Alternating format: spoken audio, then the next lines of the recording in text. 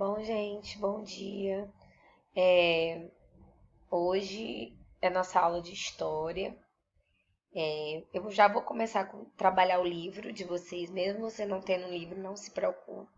Não vai prejudicar vocês, mas eu já preciso, como são muitos os assuntos durante esse ano, eu já preciso começar a pegar o conteúdo com vocês, tá?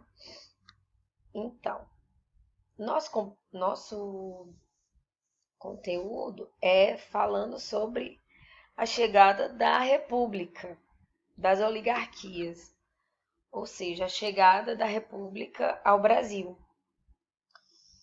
Que antes o Brasil ele era governado por quem? Por reis, né? Isso. E também eram cargos que passavam de quê? De descendente para descendente. Por exemplo, se eu sou descendente direto de uma família muito importante, eu poderia estar à frente do governo, entendeu? Ou se eu fosse filho do rei, primogênito, eu poderia estar à frente do governo. E a República não. O que foi a República, gente? A República foi exatamente a ideologia a qual uma nação é governada como uma república e chefe de Estado é indicado por métodos não hereditários, frequentemente através de eleições. Então, a República era isso. Foi a retirada da monarquia e trouxe a representação do Estado não através de monarquia, não através do rei, e sim através de um chefe de Estado, que era escolhido através de quê? Das eleições. Lógico que não é como as eleições hoje. Nosso país é um país republicano, democrático, que vocês também vão aprender o que é democracia. Acredito que você já tem idade, já sabe, já tem noção, mas também aqui nesse ano, no nono ano, nós vamos estar trabalhando também isso, né? Então, a república é exatamente isso, tá? A chegada das eleições. Como eu estava falando, não é como hoje, que hoje vocês, tendo idade, já pode votar. No Brasil, a partir dos 16 anos,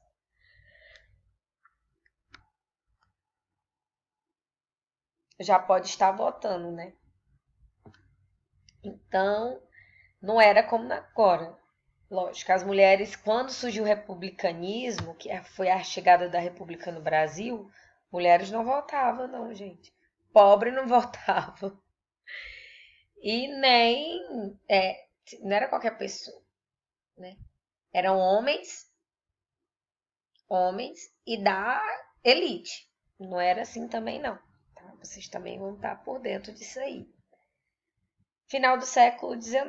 No final do século XIX, o governo de Dom Pedro II, que já era governado por Dom Pedro II, passava por uma crise muito grande, porque dentro do Brasil estava tendo vários conflitos. E com muitos resgates das relações entre Estado e sua base de apoio, por exemplo. O Dom Pedro ele começou a ter bastante oposição contra o governo dele. Então, foi em todo o Brasil. Em várias partes do Brasil estava tendo revoltas. Foi conhecido por revoltas. Eram conflitos. Que é exatamente conflitos contra a base do governo dele. Entendeu?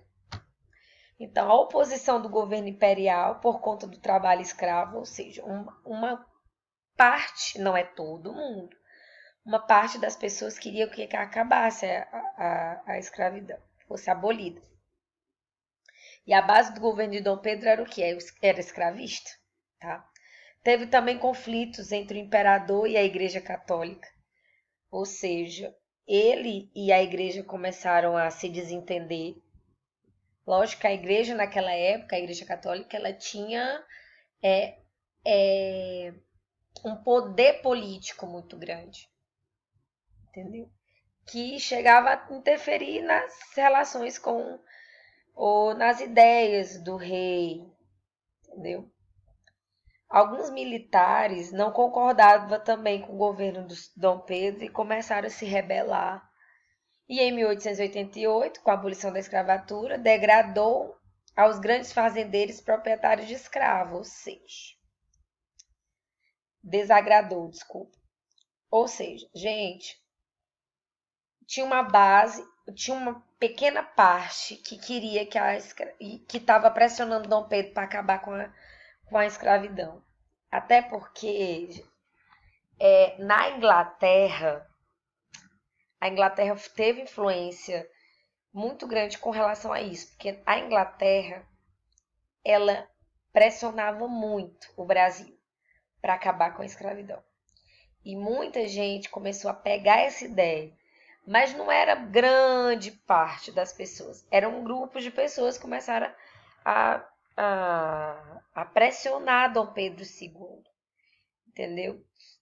E aí isso fez com que desagradasse muito alguns fazendeiros e proprietários de escravos, porque a base trabalhista deles, o trabalho era escravista, era da escravidão. Ou seja, eles não pagavam pelo trabalho. Eles compravam os escravos, depois que eles adquiriram, era como se fosse um objeto. Uma cadeira, um móvel que você compra na sua casa, é seu. Se alguém tomar ou sair dali, era como se fosse roubo, entendeu? E eles não queriam, porque era uma mão de obra barata, de certa forma. Ele comprava os escravos, mas eles não pagavam salário para eles. Eles não tinham boas condições de vida, nem se alimentavam bem. Era resto de comida que o escravo comia. E tinha que trabalhar de sol a sol.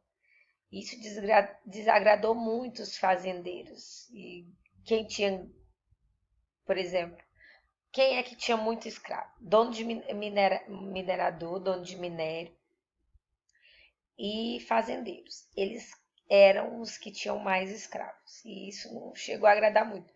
Isso fez com que Dom Pedro ficasse aqui, ó, sem saber o que fazer.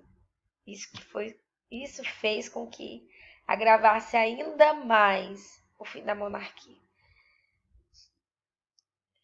O fim do regime monárquico resultou em uma série de fatores cujo peso não é idêntico. Duas forças de características muito diversas devem ser exaltadas em primeiro lugar: o exército e um setor expressivo da burguesia cafeeira de São Paulo. Ou seja, por que o exército? O exército, gente, ele, de certa forma, ele ajudava o governo. Ele ajudava o rei, ele estava à frente, porque o exército é quem guerreava. Só que o que aconteceu? O governo de Dom Pedro estava muito lento a relação de promoção. Por exemplo, os filhos da elite, que eram os que iam para a guerra, filho dos ricos que iam para a guerra, eles começaram a se sentir desmotivados, porque não existia promoção dentro do exército. Por exemplo, essa mudança de posição que hoje tinha nessa época, que sempre existiu, mas que nessa época estava assim lenta. E eles não se sentiam mais tão incentivados a estar no exército. Logo teve a Guerra do Paraguai e eles voltaram.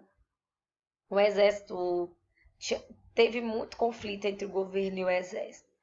Isso fez com que o exército ficasse contra o governo, tá? E o setor expressivo da burguesia cafeira é porque é os donos de café. E essa história de Dom Pedro querer libertar os escravos começou a incomodá-los, porque mexeu com eles. Eles também têm poder, né? Acho que fez com que, acho não, tenho certeza que foi o que mais pesou na questão do fim da monarquia e o surgimento da república, tá, gente?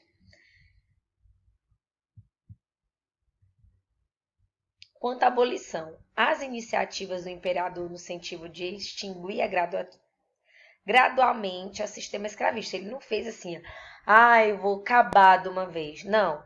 Foi feito um processo assim, devagar. Primeiro foi feito o quê? Libertou os escravos a partir dos 66 anos. Porque a partir de 66 anos, escravo não prestava mais para... Desculpa o termo, não prestava. Para eles não prestava, tá? Não prestava mais para trabalhar. Então, como não era mais produtivo, ele resolveu e foi assim, foi feito parcelado, entendeu? Então, os filhos de escravos que nascessem a partir daquele período não eram mais escravos. Mas filho de escravo nascer, não ser mais escravo, era mais ou menos para... Era um negócio muito, muito estranho. Porque nascia livre, mas tinha vida de escravo. Se é isso que vocês me entendem. Então, o sistema escravista provocando forte ressentimento entre os proprietários rurais, porque eles não queriam, né? Esse negócio começou a libertar os escravos de 66 anos, os que nasciam filhos de escravos já não eram mais escravos, começou a incomodá-los. Os fazendeiros do café do Vale do Paraíba desiludiram-se do imperador, de quem esperava uma atitude de defesa nos seus interesses. Começou a apoiar essa ideia, sabe? Com isso, o regime perdeu a sua principal base social de apoio. Por quê? Os fazendeiros são os ricos e os ricos é quem apoia o governo, né? Então, ele perdeu esse apoio que ele tinha dos fazendeiros. Isso fez com que também chegasse o fim da monarquia. Nas primeiras horas da manhã do dia 15 de novembro de 1889, a tropa, sob o comando de Marechal Deodoro marchou para o Ministério da Guerra, onde se encontrou com os líderes monarquistas. No dia seguinte, a queda da monarquia estava consumada. Então teve um conflito e acabou a monarquia. Propõe uma análise do trecho de duas músicas que retrata dois momentos da República, tá, gente? Vou passar essa música aqui para vocês, do hino da Proclamação da República. Depois vocês vão escutar em outro vídeo e esse outro, tá certo? Só um minuto.